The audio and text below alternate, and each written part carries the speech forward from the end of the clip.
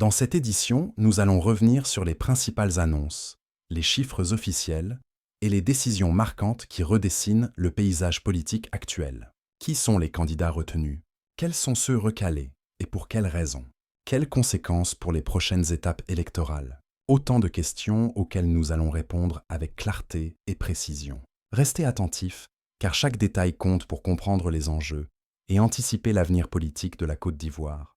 Abonnez-vous et activez toutes les cloches de notification pour ne rien rater. Pour cette étape qui a été validée, je pense que c'est un symbole de résilience aussi pour l'ex-première dame Simone et Yves Gbagbo. Au-delà de ça aussi, je pense que c'est aussi une victoire pour ces jeunes filles-là qui rêvent et qui veulent dire demain, je veux être candidate et pourquoi pas présidente de la République de mon pays. Alors, vous savez, moi, j'appartiens à une génération qui, en 99, à peine marchait, une génération qui, en 2002, à peine apprenait à lire, qui, en 2010, lors de la crise post-électorale, passait en 6e. Et cette génération à laquelle j'appartiens est majoritaire sur la liste électorale. Donc j'en viens à me poser la question, Simone Gbagbo qu'on a aujourd'hui, qui dit incarner le renouveau, qui dit incarner une nouvelle personne, a créé le mouvement Génération Capable. Je voudrais savoir en quoi ce mouvement est-il réellement capable de supporter ou de continuer la croissance économique de la Côte d'Ivoire. Qu'est-ce que vous proposez concrètement avec le MGC?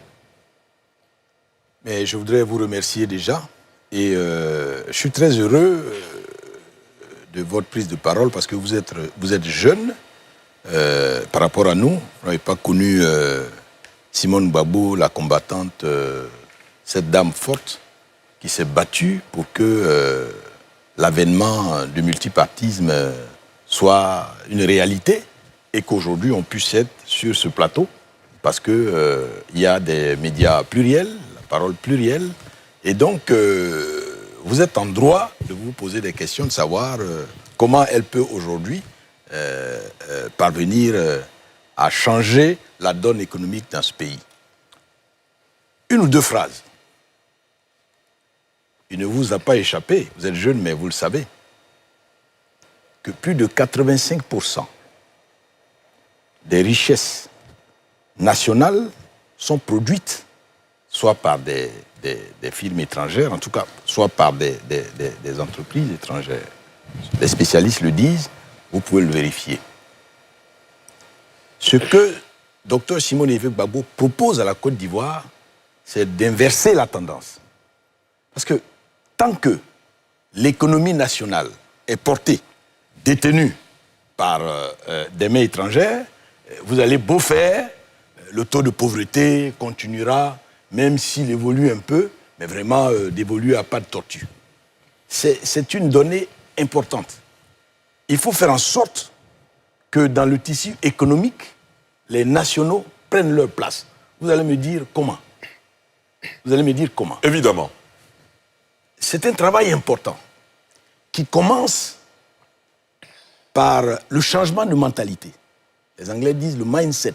Tout part de là. La Côte d'Ivoire est riche de ces produits que vous trouvez dans toutes les régions. Mais il y a que, nous n'avons qu'une idée infime de ce qu'on peut en faire. Moi, je viens du Nord, je vais prendre cet exemple-là. Vous avez l'anacarde. L'anacarde, c'est le produit phare du Nord. Qu'est-ce que nous en faisons? Nous prenons la noix, nous la vendons à l'état brut. Nous sommes soumis aux variations des prix internationaux. Et nos producteurs qui ont des hectares, qui travaillent dur, eh bien, sont dans la pauvreté. Première chose, ils ne connaissent pas le produit. Parce que naturellement, c'est un produit qui nous a été importé. Il faut leur apprendre à connaître le produit. S'ils ne le connaissent pas, ils ne peuvent pas changer de mentalité. Quel est donc ce produit-là qu'on appelle l'anacarde? Qu'est-ce qu'on peut en faire? Ce n'est pas évident. Moi-même, j'ai expérimenté cela. Quand Dr Simone Yves Gbagbo nous a instruit de nous engager dans cette voie, moi, je voyais ce produit, je ne le connaissais pas. Elle nous a indiqué, chez elle, qu'on en fait du lait. Avec la coque, on peut faire des engrais. Mais avec la noix, on fait l'amande, on fait de la sauce. Avec la pomme d'anacarde, on fait du jus, on peut même faire de l'éthanol. Est-ce que nos parents le savent? Ils ne le savent pas. Il faut leur apprendre à connaître ce produit, à d'abord le consommer dans leur quotidien. Donc quand vous consommez ce produit, vous allez moins au marché, parce que vous l'avez. C'est déjà ça. Absolument. Et puis, il faut faire en sorte, et ça c'est du concret au niveau économique, il faut faire en sorte que la première transformation se fasse sur place, soit prise en main par la chaîne des nationaux, des petits paysans, des producteurs, la chaîne des ferronniers. Nous avons commencé ce travail. Donc c'est une politique protectionniste. C'est une politique protectionniste. Non, c'est pas ça le mot. C'est quoi alors? La politique protectionniste, c'est autre chose. La politique protectionniste, c'est autre chose. Parce que vous avez parlé de préférence aux nationaux. Enfin, je comprends au mot. Mais oui, mais parce qu'au fond, ça n'existe nulle part. Comment croyez-vous que vous arrivez à donner un boom économique? Vous dites, si je vous écoute, vous dites moins de firmes transnationales et plus de champions nationaux. Ce n'est pas exactement cela, je vous explique. Allez-y, professeur. Nous ne pouvons pas exclure les grandes firmes internationales à l'état actuel des choses. Non, ce n'est pas ce que nous disons. Vous dites qu'il faut un attelage. Il faut leur réserver la place qui est la leur. Les firmes internationales sont puissantes, elles ont des moyens que nous n'avons pas.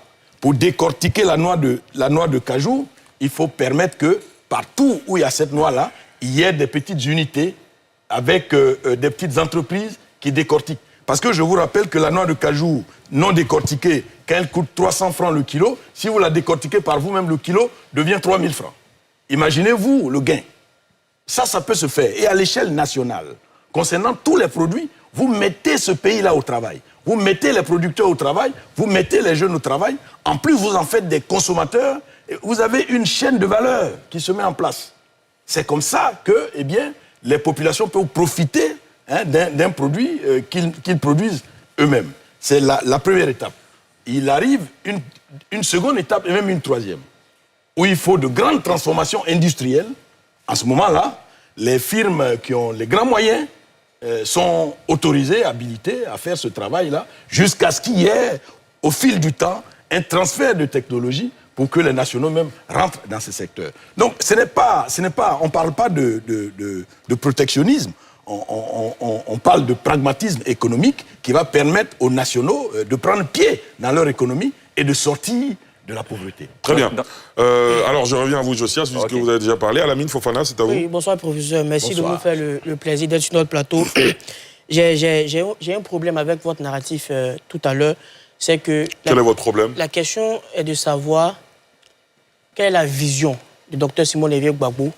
Vous dites que parmi ces visions, on doit faire en sorte qu'on puisse renverser la tendance pour faire en sorte que les entreprises étrangères ne puissent plus avoir le capital de l'économie de la Côte d'Ivoire. Donc, on vous pose la question de savoir comment. Vous partez d'abord d'un principe mental. Donc, il faut un changement de mentalité. Et là où nous, on vous attend sur les stratégies opérationnelles. Mais sur les stratégies opérationnelles, vous faites l'illustration des cas isolés. Les entreprises étrangères, les multinationales et les firmes ne sont pas que dans l'anacade ou bien la transformation d'un produit en éthanol. Lorsque, par exemple, vous dites qu'il faut transformer le produit ici, les entreprises étrangères qui ont 80% de notre économie, comme vous le dites, ne sont pas aussi dans la transformation des produits des matières premières. Ils sont souvent dans les services, ils sont souvent dans la technologie, ils sont souvent dans l'agronomie.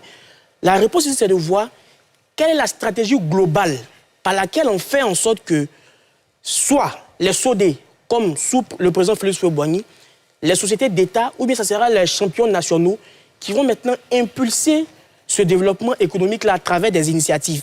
On veut le cadre opérationnel global. Parce que quand vous faites mention de cajou, je peux vous citer des centaines de domaines qui n'ont rien à voir avec la noix de cajou. Non, mais donc professeur, nous, on veut avoir un exemple parmi tant d'autres. Non, c'est le problème, en fait, justement. Répondre à une problématique aussi capitale ne peut pas être faite par un cas isolé. Donc nous, on veut comprendre la politique globale, la politique publique globale qui fait en sorte que aujourd'hui, on arrive à un niveau où ce sont les Ivoiriens qui détiennent l'économie du pays et non les multinationales. Et quels sont ces acteurs-là? Est-ce que ça sera des SODE, donc des sociétés d'État dans chaque micro-domaine, ou bien ça sera de mettre à la disposition des opérateurs économiques ivoiriens des éléments qui vont les permettre, eux, de pouvoir reprendre les mains de l'économie de la Côte d'Ivoire? Alors, vous n'avez pas, à vous écouter, vous n'avez pas grand problème avec ce que je dis. c'est ma démarche pédagogique, peut-être que vous n'avez pas bien perçue. Vous savez, on peut partir d'un exemple pour aboutir au cadre global. On peut partir du cadre global, ensuite donner des exemples spécifiques. Moi, j'ai fait l'inverse. Alors, vous avez le cadre global. Quand j'ai terminé de parler, j'ai dit cela peut s'expérimenter à l'échelle de toutes les régions en fonction des produits qui viennent des différentes régions. Vous n'allez pas aller implémenter l'exemple de l'anacarde à Beaunois. Là-bas, vous avez l'ananas et autres. Le cadre global, c'est lequel? Je vous explique. Voilà. Vous savez, la vision en matière économique, quand on veut inverser la tendance, faire en sorte que les nationaux soient producteurs de richesses. Je vous dis que notre pays, sur le plan économique, repose essentiellement aussi, il y a les services, c'est vrai, mais ce qui est vraiment développé aussi, c'est nos produits de rente que nous vendons. Ça peut être le caoutchouc, ça peut être le café, le cacao, ça peut être l'anacarde, ça peut être le coton et autres. Nous disons qu'il y a une première transformation pour tout type de produit en Côte d'Ivoire, qu'il soit minier, agricole, tout ce que vous voulez. L'État doit investir pour que la première transformation se fasse sur le plan local, avec des ressources locales. Vous dites, est-ce que ça va être des sociétés d'État? Non, nous ne sommes pas que des sociétés d'État, nous sommes pour un partenariat public-privé. Parce qu'au fond, l'État à lui seul, vous le savez, moi je dis à mes étudiants, vous êtes des milliers d'étudiants, l'État ne va jamais pouvoir embaucher, absorber plus de 10% parmi vous. C'est pour ça qu'il faut former nos jeunes pour qu'eux-mêmes soient les acteurs majeurs de cette politique de transformation. Parce que si l'État ne s'y engage pas, elle ne se fera pas. Vous donnez des exemples des SODE. Ça a été une volonté politique. Les SODE ont disparu pour des questions de gestion et de bonne gouvernance. Ce sont des problèmes réels. Il faudra aussi attaquer de front cette problématique de la bonne gouvernance et lutter contre la corruption de façon vraiment franche. Parce que c'est une gangrène. Si on ne fait pas ça, tout ce qu'on dit là ne peut pas marcher. Et nous nous y engageons.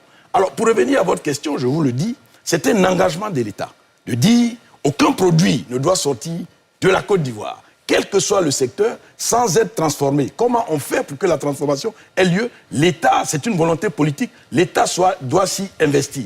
L'État a des ressources humaines de qualité qu'il faut aller chercher pour bâtir cela. Donc quand on transforme les produits, automatiquement, les multinationales vont chuter et c'est les Ivoiriens qui vont détenir maintenant l'économie. Non, les multinationales ne chutent pas.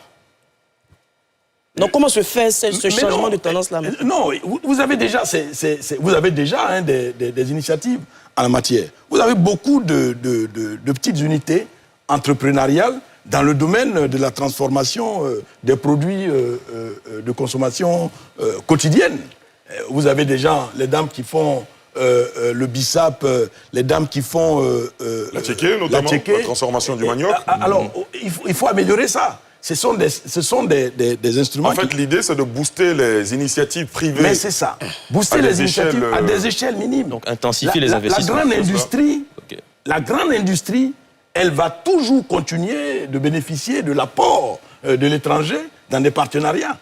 L'essentiel, c'est de faire en sorte de donner de la place aux populations en dessous, qui puissent vraiment bénéficier du tissu économique. Et vous allez voir qu'il va y avoir un boom, ça va réduire la pauvreté. Naturellement, cela passe aussi par une éducation. Absolument. Combien d'ingénieurs avons-nous? Ça aussi, c'est un choix. Il faut pousser à ça. Il faut orienter autrement l'éducation nationale. C'est un autre secteur. On ne peut plus continuer dans ce schéma classique des patrons de l'éducation qui nous viennent de la colonisation. Je suis dans le domaine, je sais de quoi je parle. Et tout ça doit pouvoir se faire, c'est un écosystème. Mais la finalité, au bout, ça sera d'inverser la tendance. D'accord. Alassane Drabo? Oui, la vision est belle, mais avant de traduire en acte cette vision, il faudra passer l'étape du 25 octobre 2025, avoir la majorité, l'assentiment de la majorité de plus de 8 millions d'électeurs ivoiriens. Et Madame Simone Yvette Gbagbo part à cette présidentielle alors qu'en mars 2025, donc il y a 6 mois, elle disait chez nos confrères de cette info que l'opposition ivoirienne sera battue à cette présidentielle sans réforme du système électoral. Et pourtant, lorsque le Conseil constitutionnel la déclare recevable parmi les 5 autres candidats à la présidentielle du 25 octobre. On aperçoit dans les vidéos, dans les images, une Simone Yvette Gbagbo très très contente, très heureuse, qui ne manque même pas de féliciter le Conseil constitutionnel. Donc, professeur Dominique Traoré, y a-t-il contradiction ou pas? Aucune contradiction.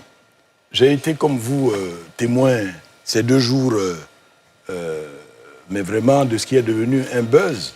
On a vu notre présidente, c'est vrai, en joie, féliciter le Conseil constitutionnel, saluer le Conseil constitutionnel. Ça a créé l'émoi, certains s'en sont plaints, d'autres disent être déçus, d'autres sont tristes. Bon, nous avons mis un peu de temps pour réaliser un peu toutes ces réactions. Mais je voudrais... Selon vous, qu'est-ce qui justifie ces réactions?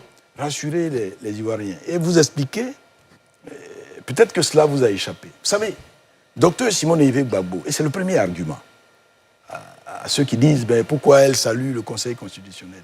Dr Simone Yvette Gbagbo, quelque chose la caractérise. C'est une dame qui est cohérente, qui est très empreinte de la fonction générative des choses. Quand vous posez un pas, le pas que vous posez en appelle un autre. Il y a une conséquence. Dès lors que nous avons décidé tous de nous engager dans le processus, de déposer des dossiers à la CEI, nous savions que cette étape de l'attente des résultats, comme quand on passe un examen, viendrait. Absolument. Nous le savions. Et donc, que nous attendions chez elle les résultats, c'était dans l'ordre normal. On nous dit pourquoi elle a félicité, salué le Conseil constitutionnel.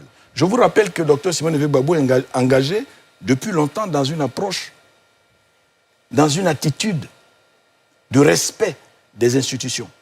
Vous vous souvenez, en 2018, quand elle a bénéficié de l'amnistie, elle a dit merci au président de la République. Là aussi, des voix s'étaient élevées pour s'en étonner. Elle a dit que c'était dans l'ordre normal des choses.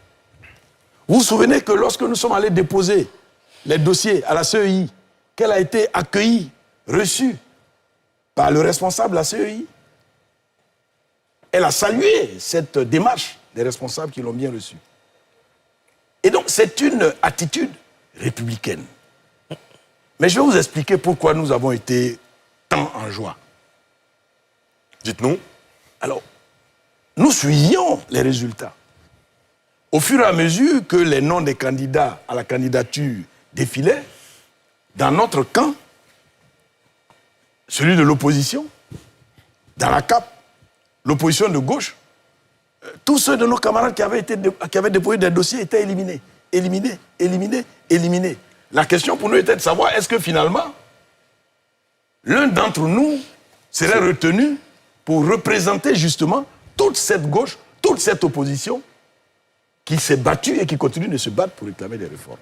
Et puis, quand le verdict est tombé, nous nous sommes rendus compte que notre président, son dossier avait été reçu, valable, et nous étions en joie. En joie parce qu'il y a une bonne partie des Ivoiriens qui vont être représentés à cette élection, et du coup, cette élection va pouvoir prendre le caractère d'une lutte pour continuer les revendications que nous avons portées et qui n'ont pas abouti. Donc ce que vous dites aux Ivoiriens ce soir, c'est que finalement, ce que Mme Simone Yvette Gbagbo a dit en mars 2025, on peut s'en passer, le processus semble crédible, on va y aller parce que notre candidature a été retenue, on y va, et puis on verra ce que ça va donner. Je ne vous le dis pas ainsi. Très bien. Je vous dis que c'est un défi. Et je dis que dans ce défi, l'acteur principal, l'arbitre, c'est l'électeur, c'est le peuple. Avant cette étape, nous avons porté tous, opposition, un combat pour la réforme, pour les réformes électorales. Nous n'avons pas réussi, nous avons décidé d'y aller. Une deuxième étape arrive. C'est l'élection, c'est un candidat, des candidats face au peuple. Si les électeurs ivoiriens, les populations ivoiriennes décident que malgré le système électoral que nous continuons de critiquer, que nous continuons de dénoncer, s'ils décident que malgré ce système électoral, ils vont agir, voter choisir pour qu'il y ait une alternance démocratique dans le pays. Ils ont ce pouvoir, ils peuvent le faire. C'est un choix tactique, stratégique. Oui, mais il n'y a pas eu de réforme du système électoral. Mais c'est ce que je vous explique. Et pourtant, elle a dit mot pour mot que sans réforme du système électoral, l'opposition ivoirienne sera battue. Ce sont ces mots que je reprends, professeur. Oui, je ne les nie pas. Donc ça veut dire que la défaite est assurée. Je ne les nie pas. Mais à chaque étape, on ajuste les stratégies. On prend des décisions. Et je vous dis que quand nous avons décidé d'être candidats, toutes ces questions étaient mises sur la table. Très bien. Nous sommes candidats, nous avons déployé des stratégies et nous confions notre candidature aux Ivoiriens qui nous ont écoutés. Nombreux sont d'accord avec nous sur les réformes que nous demandons. Mais s'ils sont d'accord avec nous, si le gouvernement, lui, qui devait arbitrer ces questions, a refusé, eh bien, rendez-vous est pris à travers ces élections dans les urnes et nous demandons aux populations de s'approprier ce combat-là pour nous porter au pouvoir, pour que ces réformes-là que nous revendiquons, on puisse les faire et que le pays rentre dans une autre logique. En d'autres termes, pas question d'appliquer la politique de la chaise vide. Simone Eyivé Gbagbo est candidate, elle a été retenue par le Conseil constitutionnel, elle ira jusqu'au bout. Est-ce que c'est ce que vous dites ce soir? On se souvient de l'épisode de 2020 où le président Aimé Henri Konan Bédié avait été retenu par le Conseil constitutionnel. Pareil pour Pascal Affi-N'Guessan et d'autres candidats. Bilan des courses, au terme de la période, finalement, ils ont décidé de ne pas participer à cette élection. Est-ce que faut s'attendre à ce scénario avec l'ex-première dame Simone Eyivé Gbagbo? Je vous rappelais que tous les partis d'opposition ont décidé de renoncer à la politique de la chaise vide. Maintenant, moi je vous pose une question. Dites-nous, même si c'est nous qui posons la question. Est-ce que vous croyez que dans le contexte actuel, regardez autour de nous, regardez les crises sécuritaires en Afrique et en Afrique occidentale. Regardez la menace du terrorisme. Vous croyez vraiment que nous pouvons nous autoriser à faire en sorte que cette élection-là ne se passe pas bien? Il y avait cette menace en 2020, mais ils l'ont quand même fait. Nous en appelons, attention, 2020 n'est pas 2025. Sans doute. 2020 n'est pas 2025. Il faut faire attention. La situation a évolué, pas dans le sens que nous souhaitons. Je vous le redis. Et nous en appelons au gouvernement. Il n'est pas tard. Une étape a été franchie. Nous avons fait preuve de bonne foi. Tous les partis sont allés déposer les candidatures. C'est un acte républicain majeur qu'il faut saluer. La réponse que le gouvernement doit donner à cela, c'est de faire en sorte que cette élection-là se passe bien. Elle soit transparente. Si elle est transparente, eh bien, nous prenons l'engagement, tous, gouvernement, partis d'opposition, candidats, de sortir de l'ornière. Mais si elle n'est pas transparente, nous nous engageons à ouvrir une boîte de Pandore. Et il n'est bon pour personne qu'on ait des problèmes de sécurité dans ce pays à l'état actuel des choses. Très bien, Josias.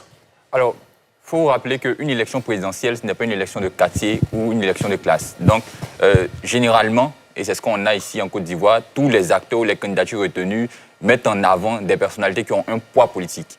En Côte d'Ivoire, surtout dans le cas du MGC, la question que j'aimerais vous poser, que je me pose, c'est de savoir, est-ce que le MGC, est-ce que Mme Simone Gbagbo, en l'état actuel, lorsqu'on regarde la configuration politique, a encore le poids qu'elle avait autrefois?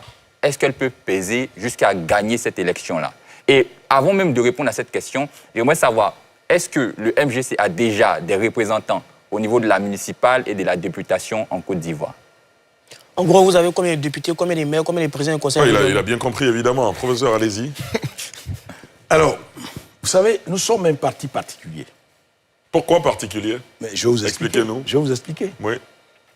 Bon, vous êtes jeune, mais vous avez suivi l'histoire récente de la Côte d'Ivoire. Bien sûr. Nous avons une histoire commune avec d'autres partis. Vous parlez du docteur Simone Eyivé Gbagbo. C'est l'une de nos particularités. Un parti, MGC, qui est né le 20 août 2022, mais qui a à sa tête une chevronnée de la politique. C'est notre atout majeur. Dès que nous sommes nés, nous avons décidé, et quand je dis que nous avons décidé, c'est à travers une résolution, d'aller à toutes les élections locales.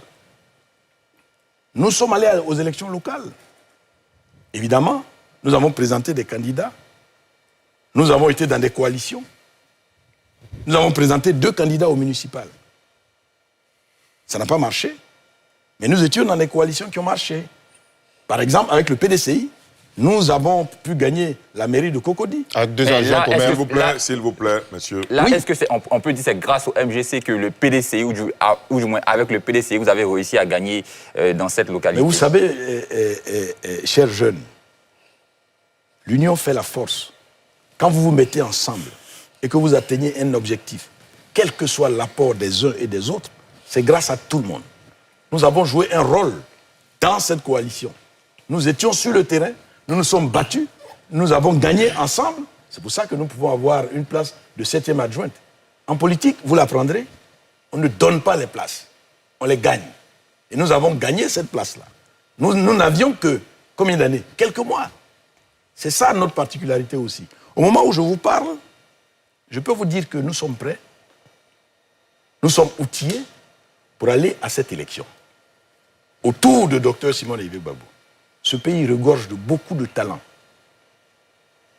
Quand on a son expérience, on peut mobiliser des talents. Et nous mobilisons des talents à l'intérieur de notre parti et en dehors. Il y a des Ivoiriens qui sont prêts à nous accompagner. De toutes les façons, notre candidature a été retenue. Nous allons rentrer en campagne. Vous verrez. L'un des défis majeurs que nous avons, c'est de faire en sorte que toute l'opposition, c'est l'un des défis que nous avons, s'approprie la candidature de Dr Simone Eyive Gbagbo. Que les Ivoiriens s'approprient la candidature de Dr Simone Eyive Gbagbo. Que les jeunes et les femmes, et j'ai bien aimé l'introduction, vous savez ce que ça représente en termes de progrès des mentalités sur les questions de genre, une telle candidature, qui n'est pas du tout une candidature fantaisiste. Dr Simone Eyive Gbagbo a le profil pour diriger ce pays. Quand je le dis, c'est une lapalissade, une répétition, vous le savez. Alors, je vous réponds fermement. Nous avons les moyens de gagner cette élection. Nous demandons que les conditions électorales soient transparentes et nous allons au suffrage, nous allons présenter notre candidature aux Ivoiriens et s'ils le décident, Dr Simone Eyive Gbagbo sera présidente en Côte d'Ivoire, comme on a une dame en Namibie, comme on a une dame en Tanzanie. D'accord. Professeur, vous avez